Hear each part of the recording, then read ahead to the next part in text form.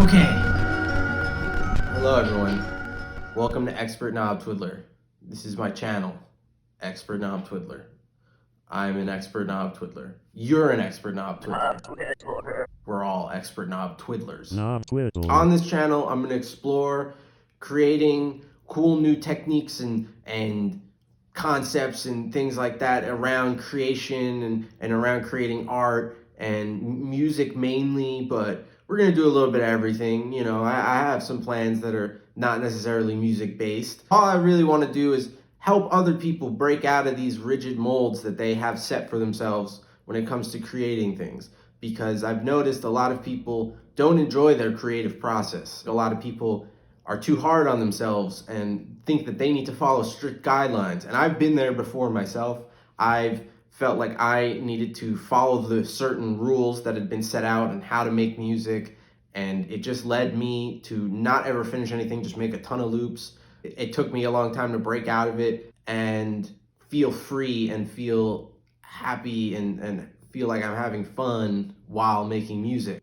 So today, what are we gonna do? Well, you know, everybody likes tape loops. We all wanna make tape loops, right? But there's a million videos on how to make tape loops out there. There's no point. No point to make another video of tape loops. Plus, I'm actually pretty bad at making tape loops. I have really shaky hands. You might be able to see. I can't hold the tape straight. I'm not good at taping them together. They always break or they always come off the spool because I have like a flashlight here and like maybe like the tape will be over here and they'll knock it over and it just breaks, and I knock over all my expensive china in my house and I get kicked out of my mom's house. So it doesn't work for me. I've never been good at tape loops. They sound cool, but I haven't really ever been able to make anything I really like with a tape loop. A workaround that I have found that I enjoy a lot is vinyl loops. And a lot of people are like, yeah, you can't loop vinyl. That's not possible. But it is. All you gotta do is you just get a little bit of tape. You just get a little tape. I guess we should explain how vinyl works. Maybe you know, maybe you don't. Pretty simple. These grooves right here, they're little bumps inside of these little grooves, and your phonograph needle goes over them, and boop, the vibrations that it creates sends it through your wire into the stereo, and that's how you hear it. And all this is really doing is just when it goes around, it's hitting one of these and going, and then going back to the same groove. So it's kind of getting caught in a locked groove. I should preface this by saying, don't use records that you like.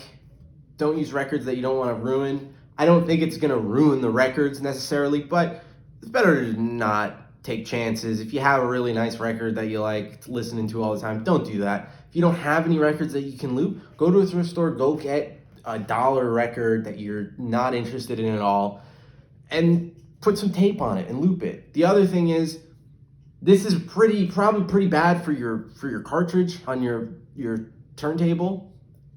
I think. I'm not sure. It's gonna wear down your needle probably by hitting the tape. So just be aware. This isn't really great for your equipment or your records. Not much else to this concept. Not super complicated.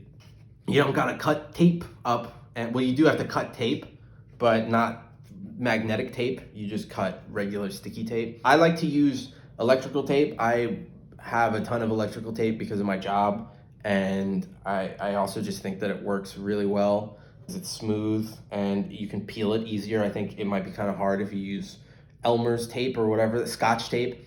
It might be hard to peel off and you might get some residue on your record and whatever. Like I said, name of the game, you're probably gonna maybe ruin a record doing this. So don't do something you like, please, because then you're gonna get mad at me, and I told you 3 times, buddy. This record right here is some Greek record I got at a thrift store. It's not really actually like a bad album at all. It's probably pretty good maybe to some people. I don't really like it. It's just the texture and timbre on this album are actually very nice, but I don't like the melodies and the way that it's composed, and it's just not my taste personally. Don't get mad at me if this is your top 5 favorite. Rate your music. I can't read Greek. His name is on the back of the sleeve somewhere, but don't get mad at me, all right? It's just my taste. I like stupid music. Let's cut up some tape and see what we can do with it. Yeah, we got to clean up my desk a little bit. I got a lot of junk on here. Check out this guy. He's pretty cool. So yeah, I got to clean up my desk a little bit. Sorry. I don't really know where to put anything. I really dislike cleaning. I wish that I could just keep buying new desks every time I needed to use space. All right, I guess we'll do on this side because we don't got anything on this side. So what I do is I just basically I use white tape, black electrical tape. For whatever reason, has some wild gunk on it. It leaves a lot of residue. White tape, I've noticed, doesn't leave a lot of residue. It just kind of just peels off. That's an industry secret from me to you. Okay, so you want to just you want to put it kind of at an angle. I don't know why. I can't really, I guess because it maybe knocks it back into the groove. I don't know. But you kind of just want to make it at an angle so it hits. You don't want to put it vertically or horizontally. You don't want that. You want it to be diagonal. Diagonal in regard to the radius of the disc, if that is a proper way to explain that. I'm just gonna put one here. That's a good spot for it, right? First track, and then maybe we'll do like a one on the third track. I like to try to keep them on the, if you cut it a little chewed up, you maybe can use the less chewed up side. Does that make sense? I don't think that makes any sense at all, but maybe you'll understand by watching the video. And we'll do one on the last track. We'll create a little triangle like we're back in 2010 in the Tumblr days when everybody loved triangles, right? So yeah, that's basically it. You just cut little strips of tape and pop them in an angle, and the needle will go, and for whatever reason, it will start looping, it'll start skipping. Okay, we got the record that we just looped up here with our tapes, with our pieces of tape. We got that up on my turntable. This record going through mainly just beads because it's beautiful texture synthesizer. I have a sequencer just running a trigger for the seed on beads. Maybe we'll mess around with some freezing, I don't know. But right now it's just dry. It's just a dry. I hope this is not copyright because I don't think it is. I don't think this guy has any copyright strike stuff. He's not gonna copyright strike me. So let's see if we got any loops. So I'm gonna put it on the first one. Oh, no. So here's the thing. Sometimes the loops just don't work. Oh, we got a loop.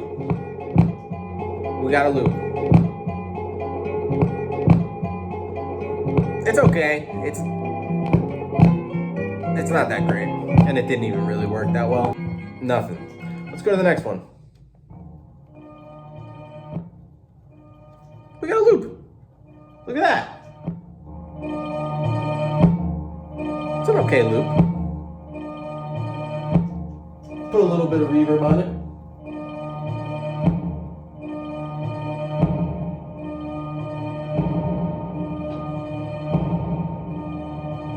Could like bring that into Ableton, slow it down a little bit in Ableton, you know. It could make something cool, you know, if you slowed it down. Maybe stretch out some of those textures on there.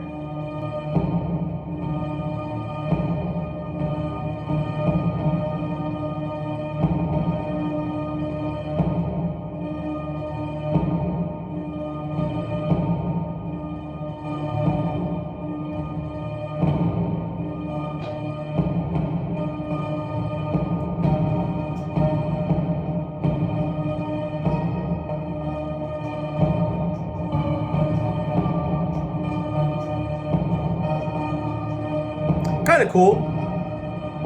I'm kind of digging that.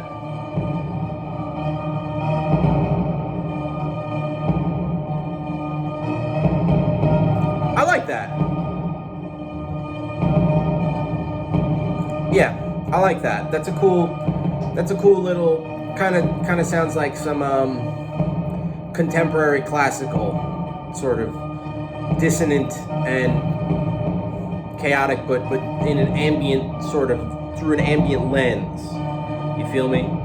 It's a loop, but it's still kind of got that, you know.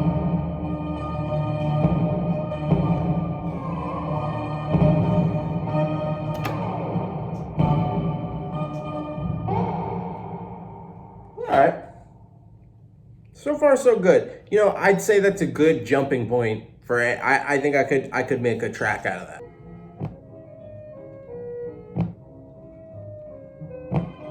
So something to keep in mind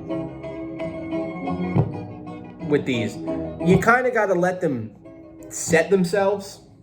They'll bounce and kind of jump around the track a little bit sometimes. Sometimes you'll get it and it'll land right on the loop. Just let it kind of play out a little bit. Sometimes it'll jump into its groove a little bit, and sometimes you just got to move the needle around.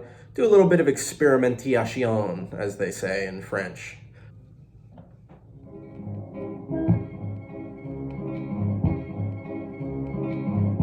We got a little Ratatouille style loop over here.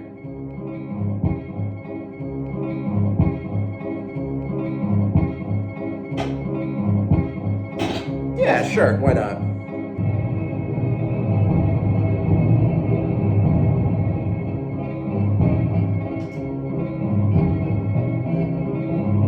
Kind of cool, kind of like could maybe make like a pirate song out of this, you know. I'm not gonna do a sea shanty or anything like that ever. You'll never find me doing a sea shanty. But if that's your thing, and you, for whatever reason, don't play an instrument, but you want to make it, you could buy this Greek record and make a vinyl loop out of it, put it through beads, and make yourself a cool sea shanty. All right, I'm bored of that loop. That loop is kind of stupid. So that's the 3 loops. We got 2 out of 3. Not bad for what? You know, a little bit of experiment, a little bit of cut and pasting, a little bit of collaging. So that's about it. That's the concept. Go ahead, run wild with it. Make some cool stuff, you know. I'm gonna put my favorite loops that I've done last night and today in the beginning or end of this video, not really sure. But that's it, you know.